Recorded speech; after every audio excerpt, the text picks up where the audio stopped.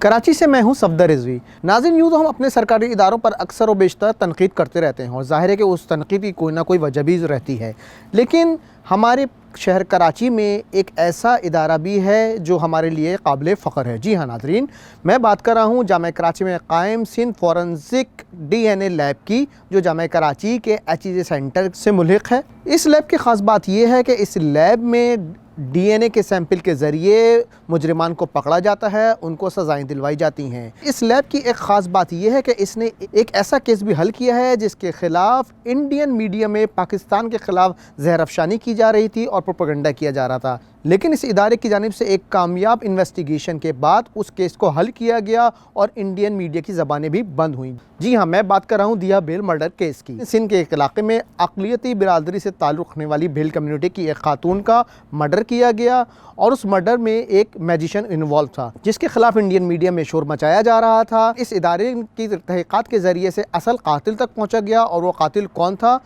वो भी उसी भेल कम्युनिटी से ताल्लुक़ रखता था। इस केस को हल करने के बाद इंडियन मीडिया की ज़बानें बंद हुई।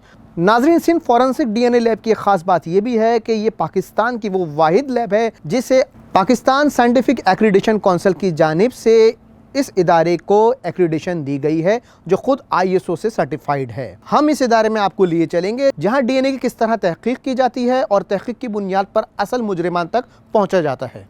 नाज़रीन, इस वक्त हम एक फ़र्ज़ी क्राइम सीन पर मौजूद हैं, जहाँ पर जाकर पुलिस एहलकार शवाहिद इकट्ठा करते हैं और उन इकट्ठा होने वाले शवाहिद को फॉरेंसिक DNA लैब में दिया जाता है। उनके फॉरेंसिक करने के बाद और उनके DNA का डाटा इकट्ठा करने के बाद उसको मुजरिम के डाटा से मैच किया जाता है, जिसके ज़रिए से मुजरिम तक पहुंचा जाता है। तो आइए हम इन शवाहिद इकट्ठा करने की एक्सरसाइज के बारे में आपको बताते हैं। जामिया कराची में कायम Sindh forensic and DNA laboratory के तहत तख्लीक किए गए इस फर्जी क्राइम सीन पर अब तक सिंध पुलिस के दर्जन अफसरान व एहलकारों को इस बात की तरबियत दी जा चुकी है कि जुर्म की किसी भी वारदात की सूरत में इन्हें क्राइम सीन पर पहुंचकर किस तरह शवाहिद इकट्ठे करने हैं और क्राइम सीन पर मुमकिन मुल्ज़िमान के छोड़े गए शवाहिद साइंसी बुनियादों पर जमा करा के DNA लेबॉर्ट्री तक पहुँचाना है।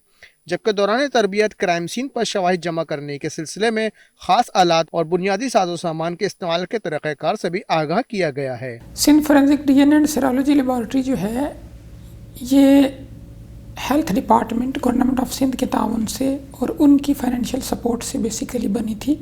Minister of health doctor Azra Fazal Pechuho और ICCBS की मैनेजमेंट, ये इसमें यानी इन्होंने एक वाइटल रोल प्ले किया और इसके साथ साथ फिर जो लीगल हवालों से है उसमें जस्टिस फैसल अरब का इसमें किरदार रहा। कराची के अंदर कोई फॉरेंसिक DNA की लैब नहीं थी और कराची की इतनी बड़ी आबादी है और उसके लिए इसकी बहुत ज़रूरत थी। महकमा पुलिस की जानिब से किसी भी क्राइम सीन से जमा किए गए शवाहिद को Sindh forensic and DNA laboratory तक पहुँचाया जाता है, जहाँ इन शवाहिद को मखसूस दर्जा हरारत के साथ बनाए गए माहौल में रखा जाता है और यहाँ से इन्हें DNA के लिए लेबॉर्ट्री में मुंतकिल कर दिया जाता है। लेबॉर्ट्री टेस्टिंग में आलमी सतह पर मंजूर शुदा तमाम SOPs को मलूज़ खातिर रखा जाता है। ISO 17025 एक्रेडिटेड लैब है हमारी और बेसिकली जो ISO 17025 है ये टेस्टिंग लैब्स के लिए एक स्टैंडर्ड है जो कि ग्लोबली रिकग्नाइज्ड है। पूरी दुनिया में इस स्टैंडर्ड को तस्लीम किया जाता है।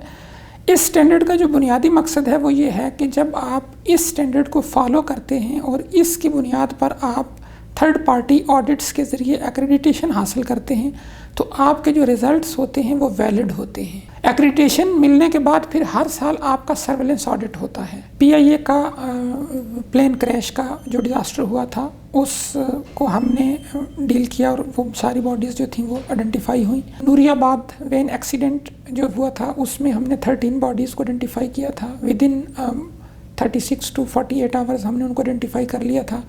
इसके अलावा एक बलूचिस्तान में एक बस का हादसा हुआ था लसबेला में, जिसमें तकरीबन कोई 37 के करीब विक्टिम्स थे, तो उसको भी हमने बहुत क्विकली 48 आवर्स के अंदर अंदर हमने उसको आइडेंटिफाई कर लिया था। हमारे लैब के पास जो मेजर केसेस आते हैं वो जिनसी जराइम के हवाले से होते हैं, सेक्सुअल असॉल्ट के हवाले से और इस तरीके के केसेस होते हैं और बदकिस्मती से एक बड़ी तादाद में जो विक्टिम्स होते हैं वो छोटे बच्चे और बच्चियाँ होती हैं।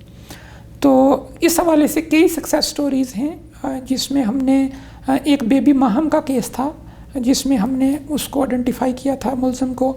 दया बेल कत्ल केस में इंडियन मीडिया के प्रोपेगेंडे को इसी डीएनए लेबोरेटरी की कोशिशों से जायल किया गया और ये हकीकत सामने आई कि सिंध के इलाके में हुई इस वारदात में भेल कम्युनिटी का ही एक मैजिशियन मुलविस था।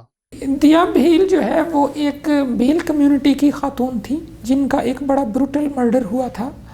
उनका गला काट दिया गया था और फिर उसको उसकी स्किन भी जो थी उसको भी पील ऑफ कर दिया गया था। तो इसके हवाले से फिर जो दूसरे पास हमारे हमसाए ममालिक हैं वहाँ से एक प्रोपेगेंडा भी पाकिस्तान के हवाले से स्टार्ट हुआ।